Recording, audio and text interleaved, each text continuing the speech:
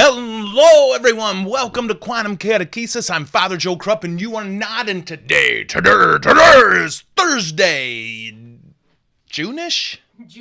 June 8th, the year of our Lord 2023. Man, see, Doc and I were talking before the show started, and I'm so geeked out, bro, to get you on here. So I'm a little bit... So last few days, I've been on a conference with Father John Ricardo and an Acts 29 group, a group of priests. Had a beautiful time. I'm very excited. I'm excited for tomorrow's question and answer thinger. And, of course, my traditional shout-outs. Shout out to my thugs. A shout out to Celtic Cove Catholic Bookstore in Oxford, and to Michigan Church Supply in Mount Morris.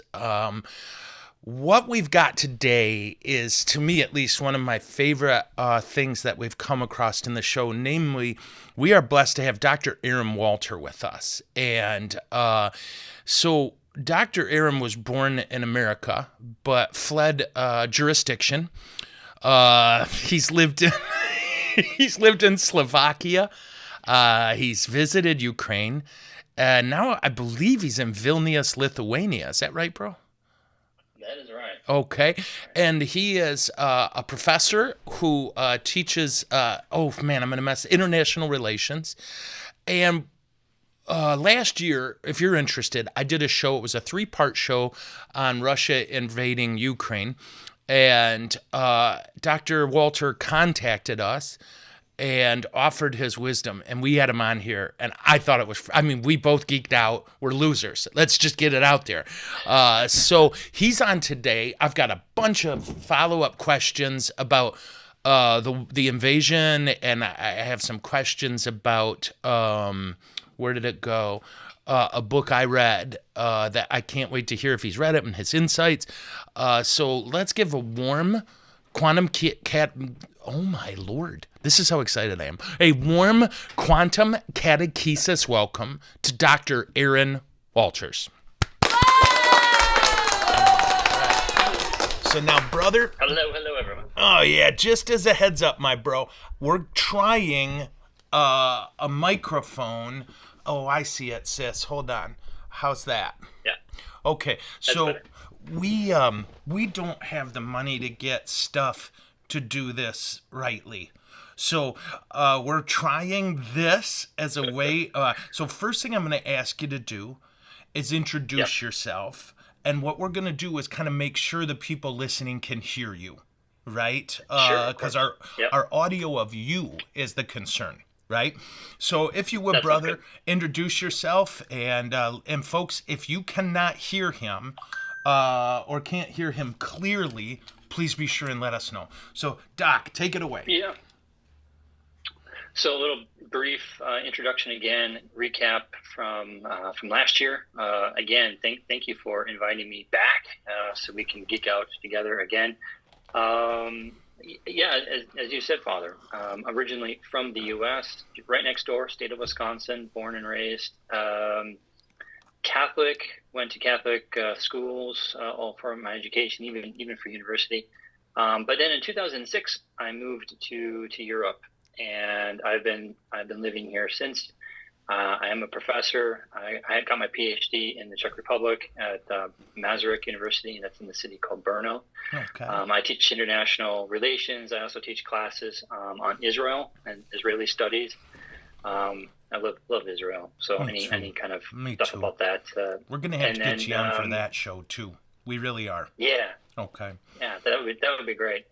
And in the last probably 7 or 8 years, when I've been teaching in Europe and kind of more European studies types of courses, I've been looking at the EU and its comparative foreign policy towards those countries that are part of Europe but actually aren't part of the EU yet, or that are allies maybe with like NATO countries but aren't in NATO, right? So good question, good, like Georgia, right? Ukraine, Moldova, countries that now are in the news. Yeah. But all those years ago, it was just like, what? Where are these countries located on the map? That kind of thing. So common foreign security policy of the EU, relationships between the EU and Russia. So these are kind of those European classes that I would be teaching, or that I have taught. And you're right. I should then skip ahead. In 2020, right between kind of lockdowns, I moved. Fell in love, and my beautiful bride and I made it official in 2020. So I live in Vilnius, Lithuania. I moved there from Slovakia, and really, really enjoying it. We have now, not kind of off topic, but it is relevant because next month, I don't know if you know this, but next month Vilnius will be hosting the NATO summit. This is big. Like, this is huge. Wow. Huge for Lithuania. It's a big little feather in our cap. But the weather is so uncharacteristically nice. So okay. What's it usually like the only room in the house, which actually is cool. And I'm wearing like this jacket. I mean, outside it's like in the 80s or 90s. It's so warm. And it's been like this for well over a month, and I don't see it. It's just going to get hotter. It's weird. Well, bro, we Michigan. I've never experienced anything like this. Our spring has been like August. Very hot, very humid, very dry. We haven't got rain now in 6 weeks. And I was just talking to some farmers they're now at the grave concern area. So we're praying for rain over here. Sure. Now the temperatures have cooled down.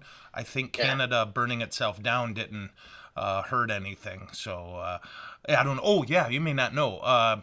Huge wildfire in Canada. It has completely changed the skyline. On we couldn't have the Tigers couldn't play last night because the weather's just, you can't see. There's so much smoke, and really, it's kind of crazy. There's a Catholic priest up in Canada, and occasionally I will check him out on YouTube. Yeah. He's got his own channel, like you do. And a couple of days ago, he did mention these fires. So it's crazy. Aware of them, but not to that extent, like you were just saying. And of course, once it affects baseball, as you and I both know, then it's real. Well, bro, one thing we got to remember is to set aside a show, if you're willing, to get you on here and discuss Israel. I'm that would be great.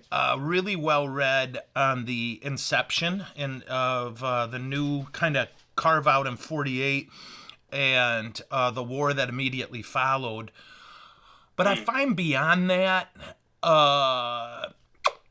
so I can't wait to get you on there. But if you don't mind, look forward to it. Yeah.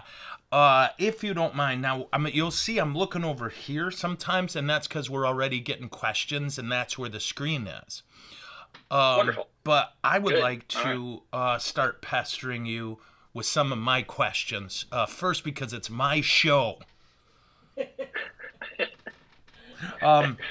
So, brother, you have the prerogative. Last time we talked, it seems to me we both agreed that, we looked at Russia fighting Japan, we looked at Russia fighting the Nazis, and their typical pattern is their first year they just get obliterated, and then they throw 1 billion people at it, right? And American news kind of stopped covering the war. I mean, every once in a while they mention something that is defining or shocking.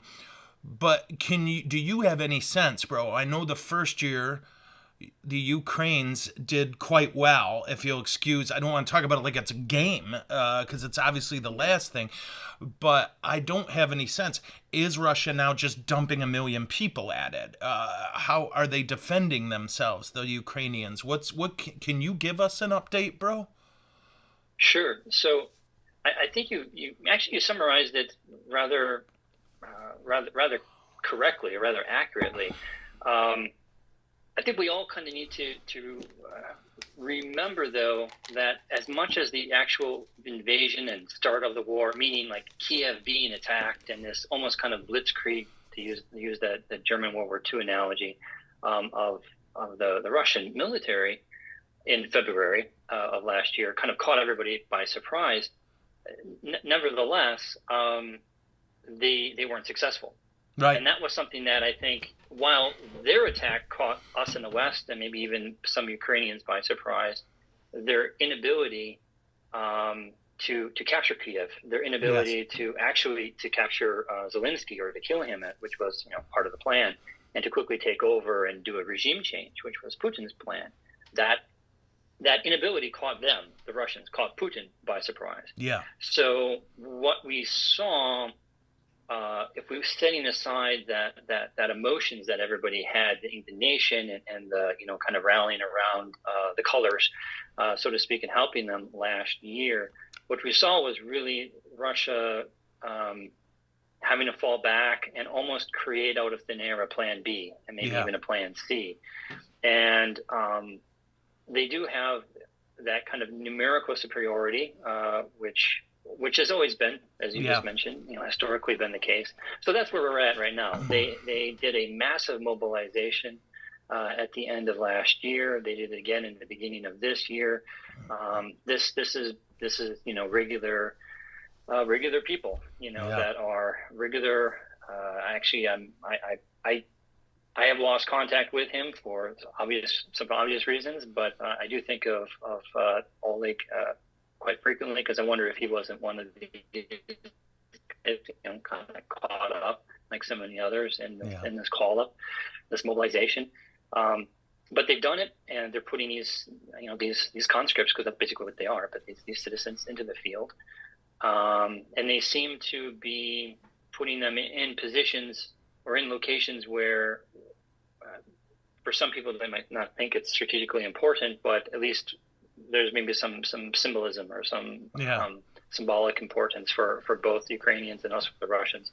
Bakhmut is a good example of that, where they're just they're sending, it's the meat grinder, it's the World War bullet I catchers kind of analogy. Of that, but like Verdun, actually, I would use Verdun as that's the a good analogy.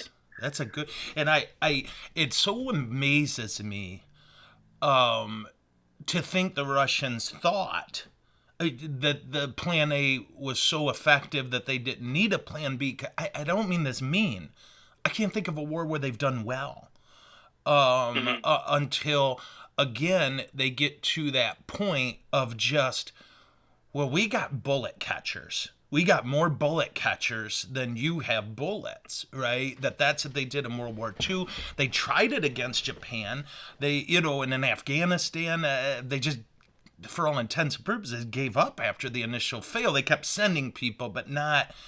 And I don't know if that's a blind spot on Putin or if that's a Russian blind spot, but I think there's a combination of there's a confidence in their superiority, which they historically have had, and they seem to still be displaying that even now in this very modern war.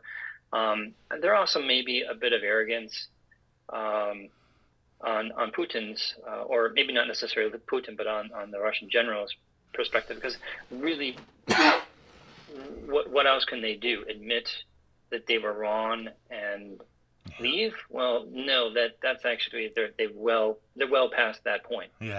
So that's unfortunately I don't see that happening. But this is the year where, yes, more troops are being sent actually to the front. Some territory has been retaken by Russia that previously at the end of last year had been taken by Ukraine. What I think the concern and what I think Vladimir Putin and some of the others are thinking, or even maybe hoping, is if they can keep the war going, then the world, and in particular the West, in particular the United States, they're going to grow tired of it. And you just actually alluded to that in the beginning of your comments, where it's not really in the news that much anymore, and if it is, it's just kind of a little bit of an update.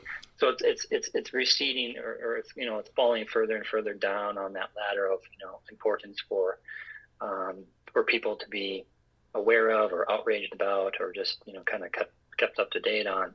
And that's not to say that the stuff that is in the news, or the stuff that people are worrying about, in particular, our fellow Americans are worrying about is not important. Of course it is. Yeah. But what President Putin and what many other those Russian generals are hoping is that, well, the longer we can drag this out, then people are going to lose interest. They're going to stop basically the support, and then we can take advantage of that.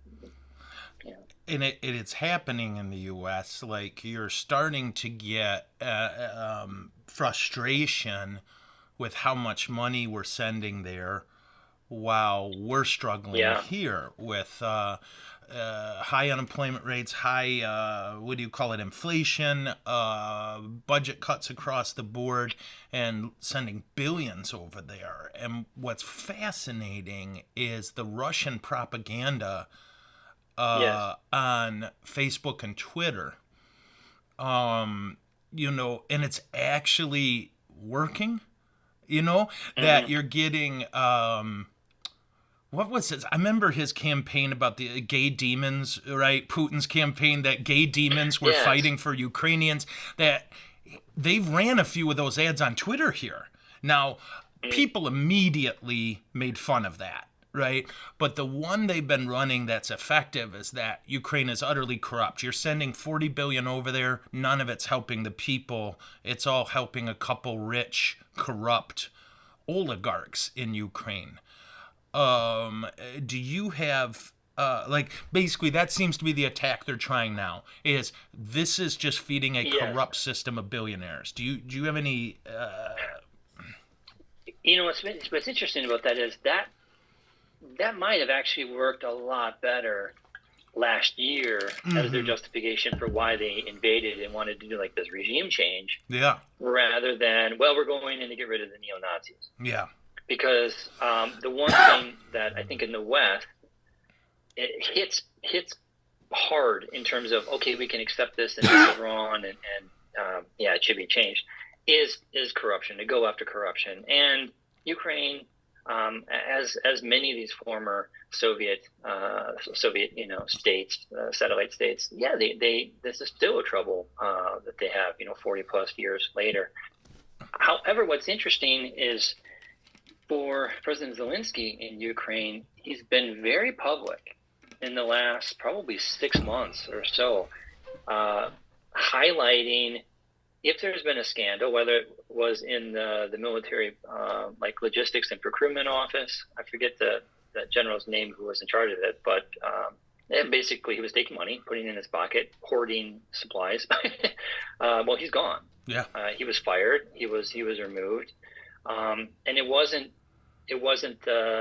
hushed up. It wasn't kind of put underneath the rug, or there was maybe the old idea. Well, you got caught, but now kind of bring me into the circle and give me some of this money, and I'm the president, but this is what we'll agree on, and you can keep your job. There's a sense of transparency that has been brought forward by President Zelensky, by other Russian officials, and this is not the only one. And there's been at least 2 or 3 other times just in the last 6-8 months where they've highlighted that, and I think that's really good. It's really good for the Ukrainians because they are seeing, they themselves are realizing, okay, this is like, we're fighting a war at the moment, but our own most common gripe, our most common complaint, was these officials, they're corrupt, they don't have, their interests of us or the interests of the country.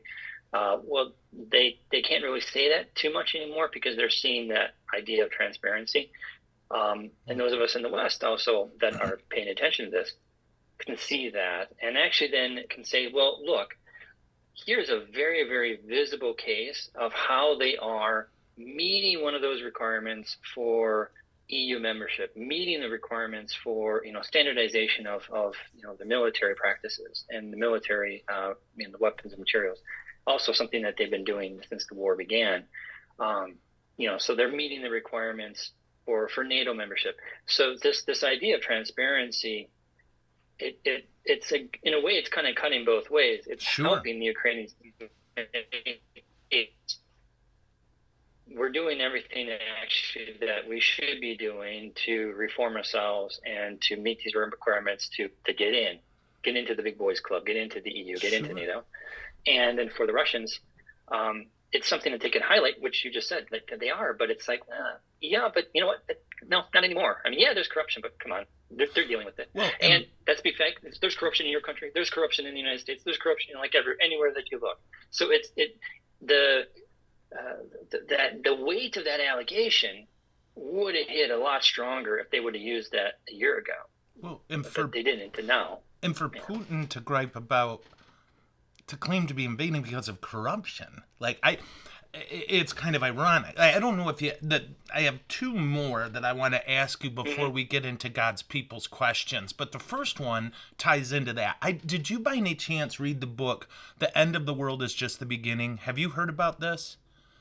Well, you brought it up to me. You mentioned it to me, but I haven't read it myself. It's fascinating because there's two things in there. This guy predicted Russia invading Ukraine, which I know people like you saw coming a mile away, right?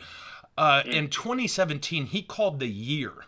He said in 2022, the Russians will invade Ukraine. And he did the whole thing based on, he said, Putin can do math. He's looking at his population bubble. And he knows that it bursts in 2024. So he's got to get this done, right, while he still has, and again, forgive my candor, but the Russian standard for warfare, well, we'll just throw a ton of bullet catchers at you, right? The meat grinder, as Americans say. Yeah. He called it perfect, right? And one of the things he pointed out, they'll struggle their first year, X they always do, but B, 40% of their defense budget disappeared. Right? And where did it disappear to? Literally into the pocket of the defense minister. I mean, it's not secret. It's not, where did that money go? So I did. That's right. I asked you. And I'm not pushing you to read the book. If you want a great summary of it, although the book is it's your world, bro. Right? This guy's a freak. And he does an interview with Rogan. It's about an hour and a half. Well, it's 2.5 hours, but it's worth your time. And he summarizes his book. Okay, so we'll skip that. Then how about this? This is one where I get stuck. So the Russian propaganda versus reality can be a little hard to unfold here. So, the Kremlin attack was so clearly fake, right? I was like, if you're Ukraine and that's your shot, dear Lord, right?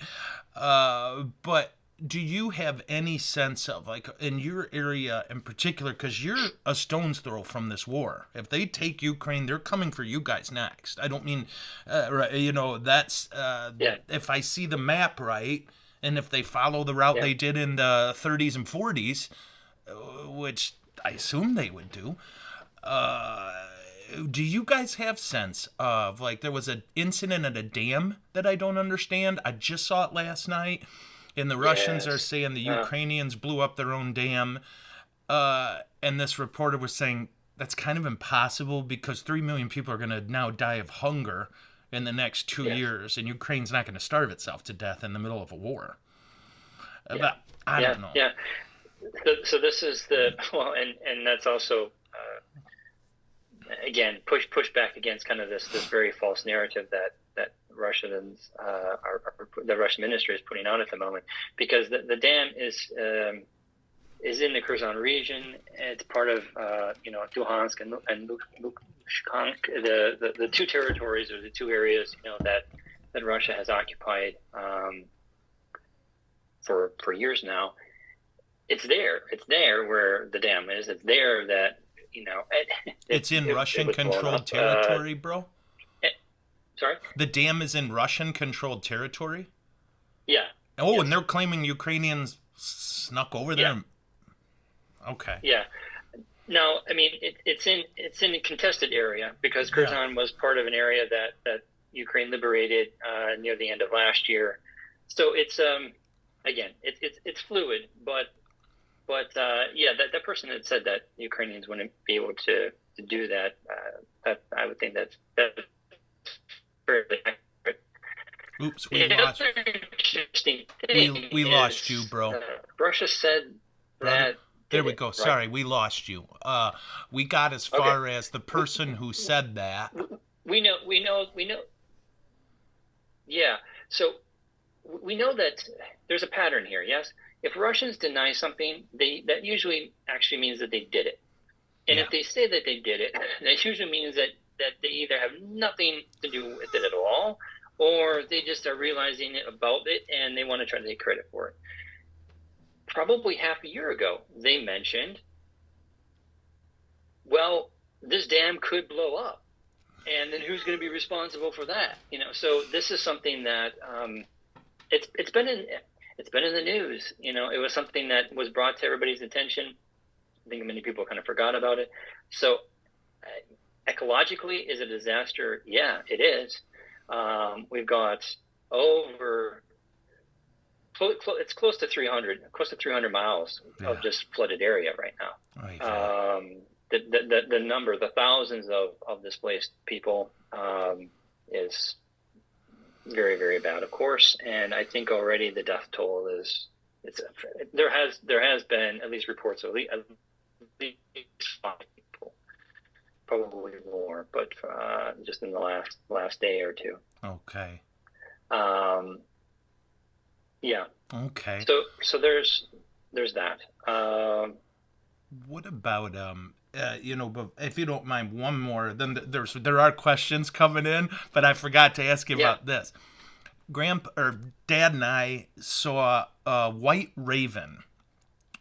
Did you see this? It was a Ukrainian movie about when the Russians invaded Crimea. 2014 when they took Crimea? 2014, yes. Did you see this by any chance? White Raven? I didn't. I didn't see that one. I saw the one on Maiden. Okay.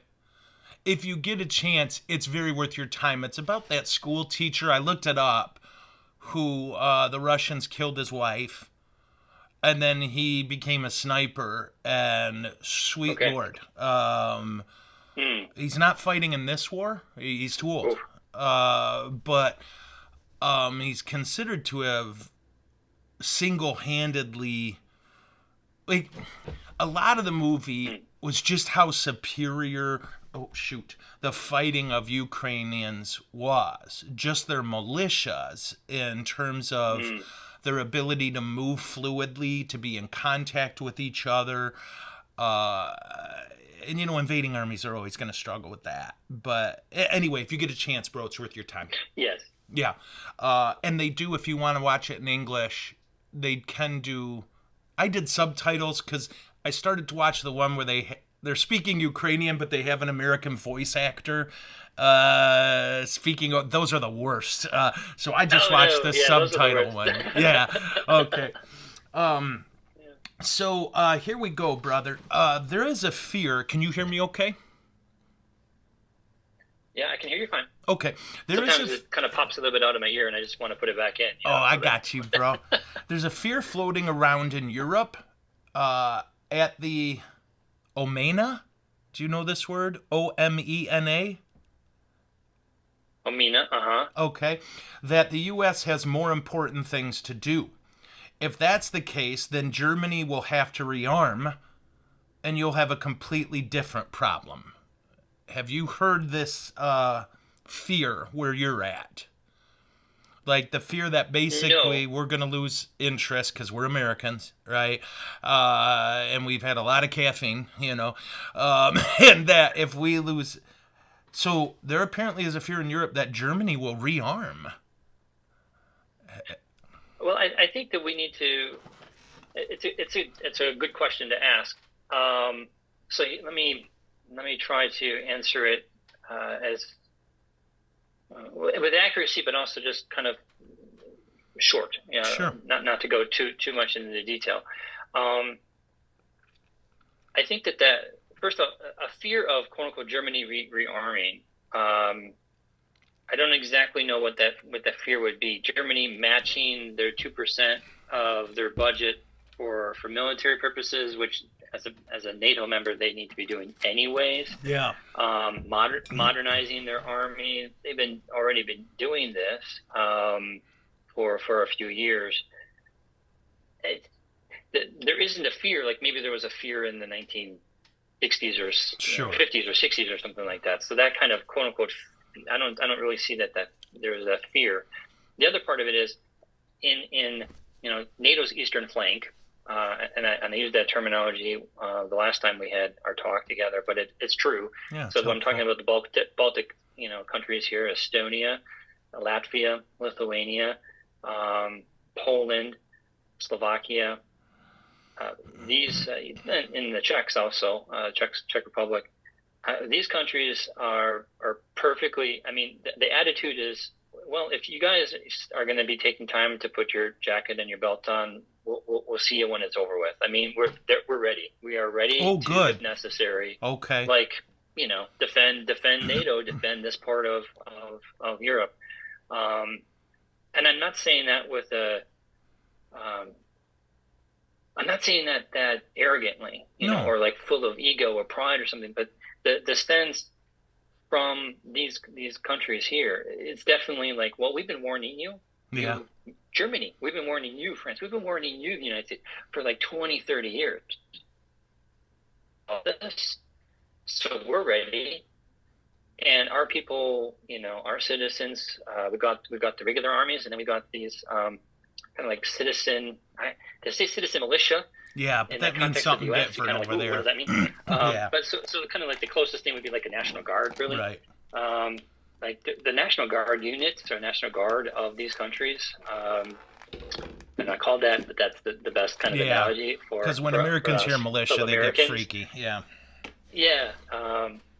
But they're ready. So they're definitely prepared, and they're ready if the situation would get worse. It would get really quite dire. So I should also point out that there's always has to be that distinction made between what a politician says, or what the pundits are saying, and then what the actual bureaucracy and the policy, what the bureaucracy is doing and what the policies are. Independent of administration, conservative or Republican or Democrat, there's always going to be kind of an overlap in terms of policies. And about 2 years ago, the United States, in conjunction with NATO, decided to create a permanent rotating battalion in the Baltics. Now, what does that mean? That means that it's a rapid response battalion. So if something would go wrong, there would be an immediate reaction. It wouldn't be like, well, now we've got to wait, 2 or 3 or 1 month or 3 months before the Americans are going to get over here. The Germans are going to get their stuff together to come over here. Yes. So that's not that also has happened. So I don't think that fear, that we would be unprepared or unable to defend is really the case anymore. And like in Lithuania, do you find, if you're comfortable answering this, are people arming themselves? And if so, like, I know Ukraine had restrictive laws about gun ownership until the Russians got there, and then they were handing them out like candy, right? Yes. But if I remember right, that's not true of most Slavic states. They don't have restrictive gun. Maybe the easiest way to put it, have you seen an increase in gun ownership in Lithuania? And if so, how does that come about? No, but I have seen an increase in membership of the National Guard. So, of course, okay. Yeah. So what you got is you've got people who, I get it. And this is actually this is quite the fascinating thing, and it's not just because of what Russia did, last year or what they did in 2014, but I would say probably in 2012 when they I want to say that was in that year. Because Lithuania is a member of NATO, and one of the things that member NATO states have is, they have their professional armies, and their professional armies are modeled after the United States professional army, right? Which is, it's the citizen soldiers. Yeah. So there's no draft, there's no kind of conscription. If individuals want to join, they join. There's a contract. It's either 3 years or 6 years or something like that. Very, very similar. Again, they're basically taking the American model and they're trying to apply it, to their own national situation. Yeah, and usually it typically works. So after, I think it was 2012 that this happened, they opened and it was a question. It was like, well, we'll see how this actually works or not. They opened recruitment for the army, and here in Lithuania, and within their first month, they met what their goal for like 3 years was going to be. Wow. And then, and that's not just like, okay, a bunch of 40-year-olds who are going through their midlife crisis and they want to join the army. We're talking 18, 19, 20. We're talking from the young to the middle age that were joining up. And then this kind of National Guard segment of national defense, that also has grown a lot. I don't know the specific numbers, but I mean, when I talk with my family and when I talk to my friends, them actually are members. Yeah. And I was like, oh, you too? You joined? I was like, yeah. We got in before the last 6 years that they've had to, like, kind of, they capped the limit, like, of how many people they let in every year. It's like, okay, we're only going to take 300, or we're only going to take like what. So yeah, it's not the concern, because there are people that are really interested in defending themselves and defending the country. And if I wanted to go hunting over here, well, then I would actually have to follow just the regular Lithuanian national rules regarding gun ownership, which is I got to go to at least a bunch of psychology interviews and evaluations before I would even be allowed to take the course, like a DNR type of hunting course. And then after that, I would be allowed to purchase a hunting rifle, and only a hunting rifle. Right. And then that would take, like months before I would probably get the actual, title and ownership. So it's not like in the U.S. Yeah. No, that if I would join, obviously, the Army or the National Guard, I would be different. I would be issued, a weapon quicker. But well, and one thing I haven't seen.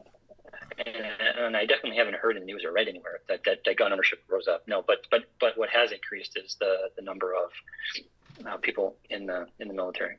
Well, and I think for the listeners, if you don't mind, Doc, one of the things I want to point out to them is it'd be hard to explain if you don't know the difference between fighting an armed person and fighting a trained soldier, right? That I was training with a SWAT team. I was serving as chaplain, and I watched them do a fake raid into a house, right? So there was a house with targets and hostages, and those 5 guys moved like ninjas, and just they blew me away with their skill. And these were cops who were SWAT officers, right? So when we were sitting on the back of a truck and eating afterward, and I was like, you guys are terrifying.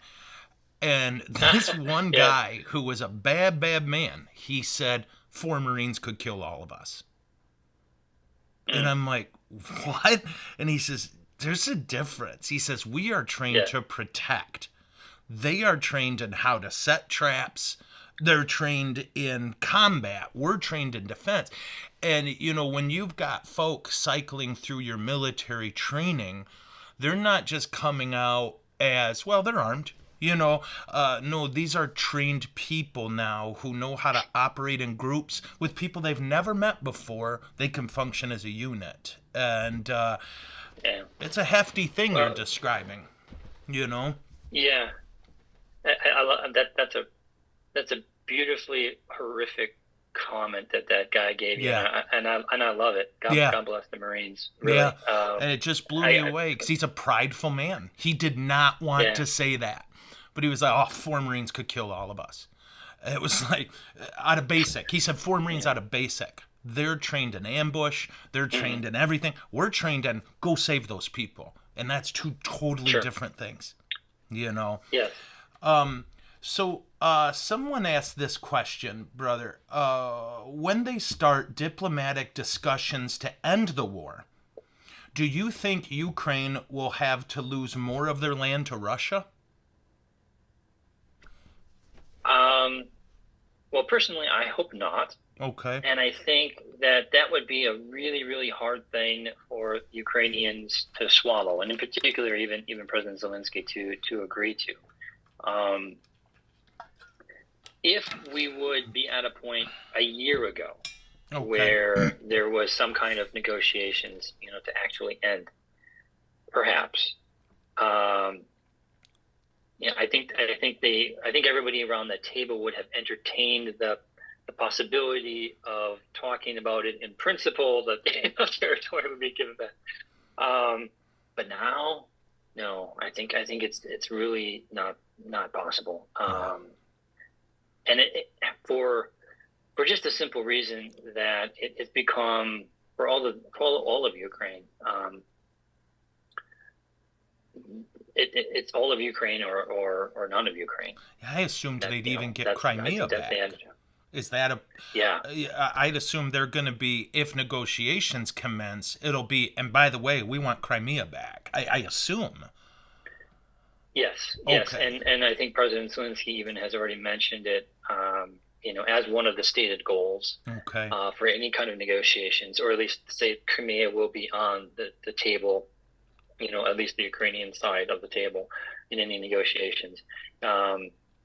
If those of you that are tech savvy through social media or maybe even through YouTube, if you could find, I highly recommend to watch President Zelensky's. He gave 2 speeches. The first was basically like a Christmas New Year's address. Just beautiful. Very, very powerful, though, the message. Very, very powerful, the message. And then kind of a national day for Ukraine, which was just recently, about a month and a half ago, and he gave another speech there. And in these speeches, I mean, he's talking about all of Ukraine. So Crimea is part of that. Yeah. And he's mentioning, the territories that are still occupied by Russian forces. So I really don't think that agreeing to give up or to give away, really, because that's what we would be asking them to do, to give away territory to Russia for some kind of peace. No, I mean, I really liked, this was over a year ago, but the Finnish president, I believe it was her, or maybe it was a Swedish leader, but was asked, well, how do you see the war ending? And her answer was when Russia leaves.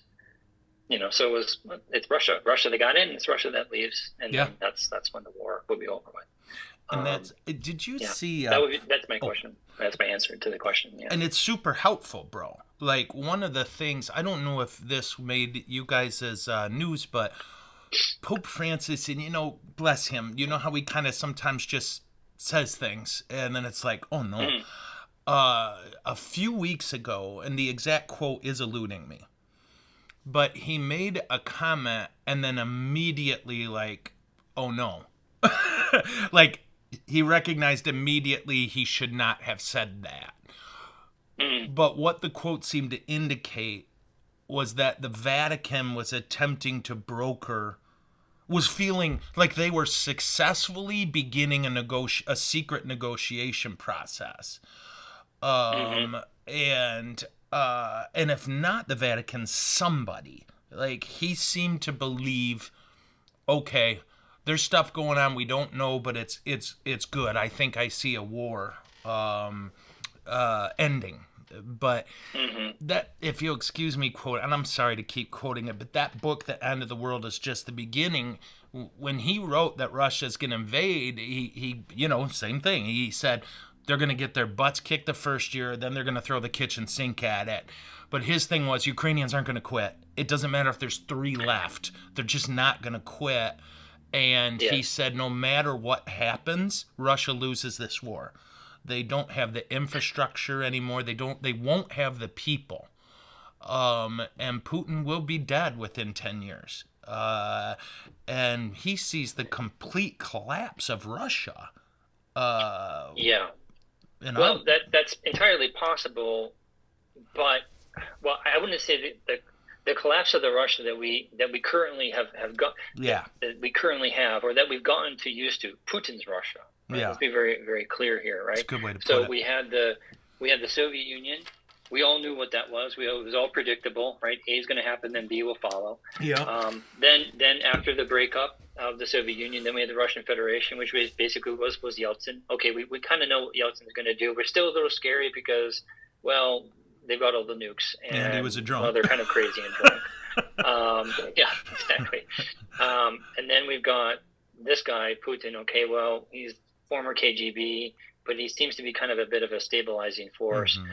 And he's been in power, since New Year's Eve, 2000. So the Russia that we know, of course, that will collapse. Is it going to take 10 years? Probably not. I think it can. My own personal feeling on this is within the next year or two, if he loses, if President Putin loses the support of the oligarchs, then we're going to see a change. Yeah. Like we're going to either see them taking him out or there will be a change. I mean, I don't know what the other would be. I don't know. So I wouldn't know exactly about 10 years. But then, yes, then it's a completely different, it's a new Russia, and it's a different one than we've predictably come accustomed to. Yeah. I mean, his whole thing was Putin did the same thing that the premier in China has done, which is kill anyone who could intelligently replace him. It'll be interesting and awful. Well, for me, I really think it's about money. It really comes down to the money. So, in the beginning last year of the war, the West did a good job of going after the money of these oligarchs. They froze the assets in Western countries. Not all of them, and not necessarily the ones they should have. A lot of it was just kind of symbolic. But when those sanctions really start, and it's the good sanctions, the sanctions against the actual bank accounts and not just the houses of the second daughter, they're going to start feeling it. When these oligarchs start feeling it, that's when then they're going to start looking and being more critical than they previously have been. Okay. I have this person said, well, how's this? Let me do a more general question. They're specifically asking about Finland. But should the so I keep doing that, bro. Whether the Russians win or lose, if they win, is there the belief that they will press up, like Slovakia, all that, just follow all the way up to Finland? Or if they lose in Ukraine, is there a possibility that they just change direction and punch in another direction? Does this question make sense, bro? It does, but they're going to have a much harder time. I mean, Finland just joined NATO. So, rather than, remember Finland and Sweden both asked. I didn't know that. Yeah. Wow. Like a month ago. That's Finland big. got in, or 2 months ago. Yeah. So Holy Sweden hasn't yet because Turkey has its hand over the veto. I get so it. Sweden is still kind of a bit on the outside, but Finland is in. And then you've got the Baltics that are all part of NATO, and then you got Poland.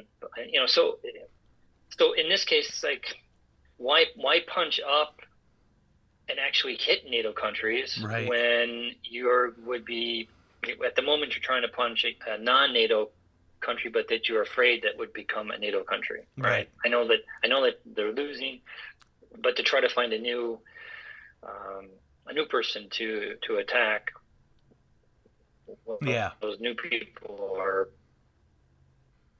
NATO members, so it's and I would assume a bigger problem. Just from history, but you would know current, right? My assumption is Poland is just praying for an excuse to punch back, right? That if they hit a NATO country in particular, I think anybody fighting Poland would find their hands really, really full. That's just based on their history. I don't know if that's correct, but I assume there's a segment of the Polish population that are very enthusiastically wanting to be more involved. Yeah, I'll just put it that way. So we did have a couple questions about Crimea. I'm going to make a couple statements. Correct me if I'm wrong, okay? They're asking about Crimea, and I think I can do it quick. Basically, do the residents of Crimea want to be Russian or Ukrainian? When Stalin purged that part of Ukraine, he filled it with Soviets, right? So there is a massive Russian population there that moved there in the last 60 years. So you have Ukrainians there who want nothing to do with Russia, and you do have a chunk of armed, trained Russians there who want Crimea to be a part of Russia. Would you say that's a fair, quick summary? Yeah. We always tend to forget also about the ethnic Tatars, though. That's right. There. And they're still there. So in a way, if you want to look at who's on what side, so you've got the Ukrainians that are there, plus the Tatars who are there, who definitely would want to be still part of Ukraine, right? Against the ethnic Russians that were put there during the Soviet times. But there's they're not. It's not like a even 50-50 split. Okay. I would actually say that, and as the war has progressed, kind of generally speaking, there is a desire to, at least from the Ukrainians that were there and that kind of Tatar minority that still is there to definitely still stay or to be reconnected or reattached to Ukraine. And I think that's why the statements about Crimean, being, or Krim, as they pronounce it, right? Still being part of Ukraine, or being reconnected to Ukraine, or whatever. So how do they pronounce it, bro? Krim. Oh, just Krim. Okay, I got you. Okay, this will have to be our last question. Gosh darn it. We probably will have to get you on here at least twice more, because we haven't still talked about Israel. Is there anything that can end this quickly?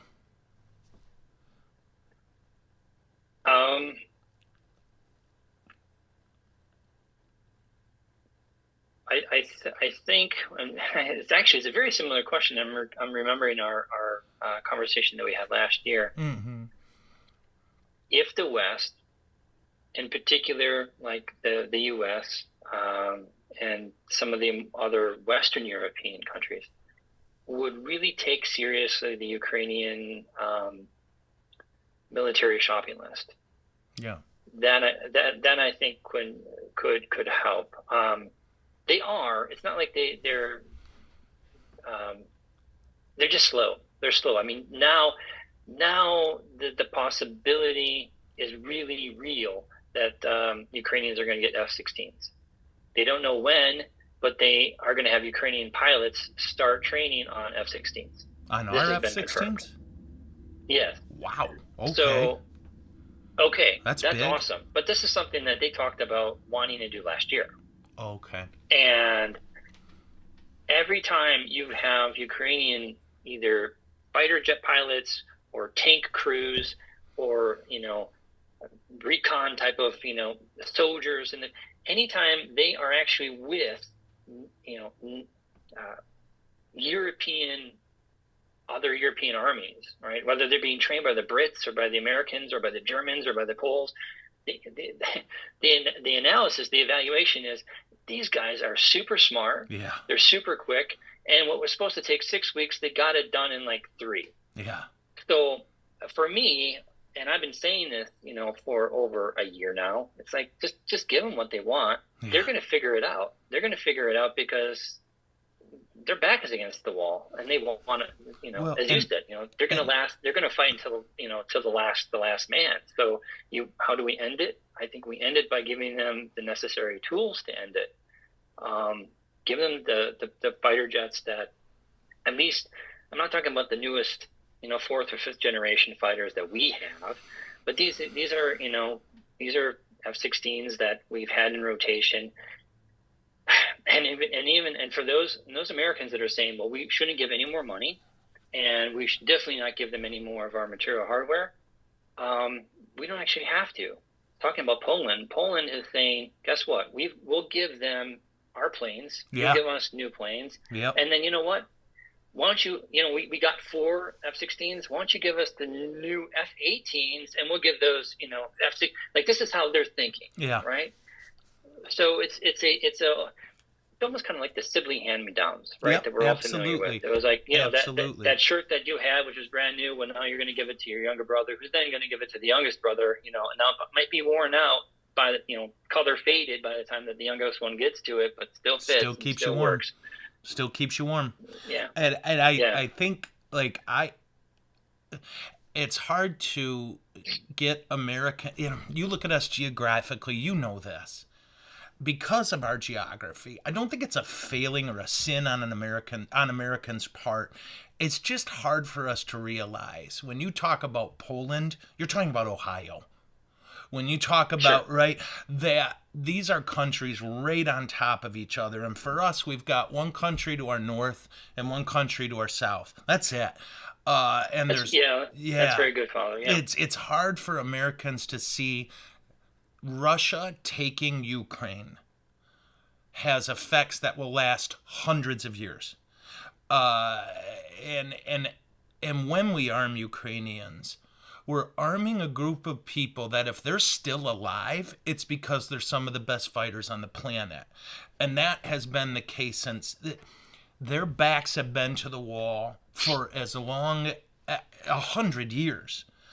And well, if I can say, it's not just about necessarily giving weapons, but the financial assistance, the humanitarian aid. I mean, we're talking about so far 16-something, I think, billion, which it's actually not a lot. We're talking 40-something percent, which has been given, but that's been for humanitarian aid. Yeah, it's a rounding error in our budget. We have to think about it. Like, Americans are. We really know still our World War II history, and particularly the generation that maybe didn't fight in it, but the generation which is still watching the news and they're still going to be voting, with their feet, and unless then coming up pretty soon. Yeah. This generation, we have to realize that what we can do in Ukraine now is very, very much like the new Marshall Plan. Yes. Yeah. Okay. Europeans of a particular age who are still alive, I'm talking about, they were like 13-year-olds when World War II ended. All right. Why did they love America? They love America not because of rock and roll. Well, some of them do. They love America primarily because America was there to help rebuild their village.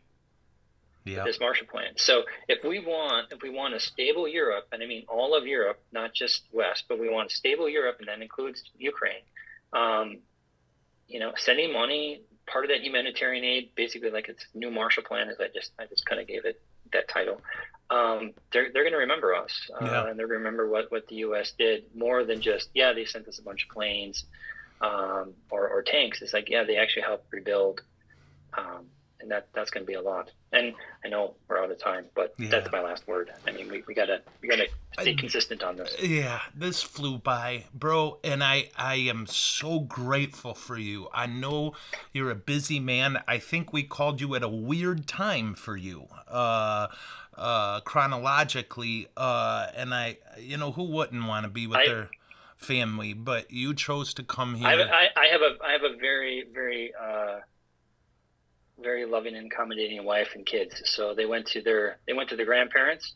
So they live about 15 minutes away from us. Well, please thank them for us. Yeah, Please thank your beloved for sharing you with us.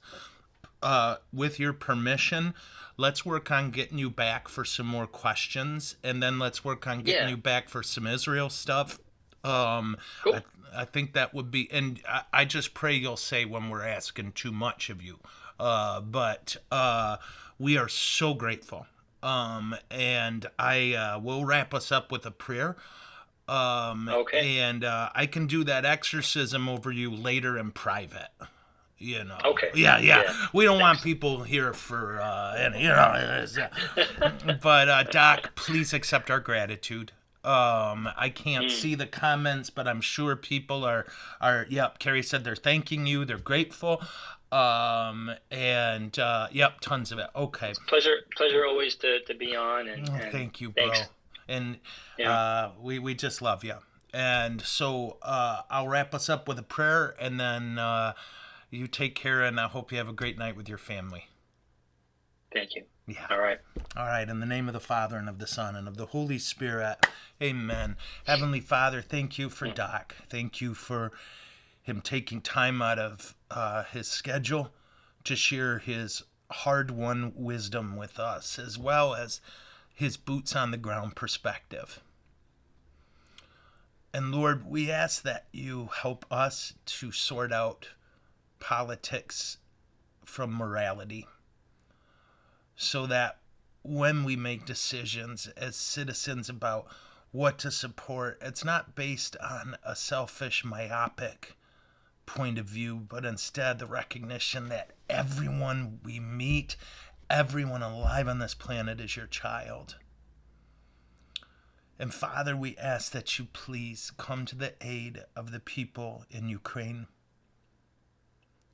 that through whatever means are possible, they stay warm and well fed and safe from the violence. And Heavenly Father, we ask you to drive back the invader. And for all those poor Russian souls who are dragged into service of a wicked man, Lord, help them.